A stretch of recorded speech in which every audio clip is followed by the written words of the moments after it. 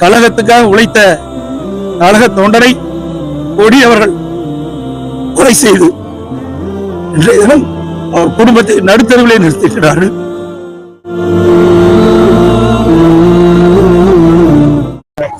நேற்று இரவு சுமார் 10 மணி அளவில் மறைந்த திரு சண்முகம் அவர்கள் கட்சி அலுவலகத்திலிருந்து இருசக்கர வாகனத்தில் அவர் வீடு திரும்பிக் கொண்டிருந்த பொழுது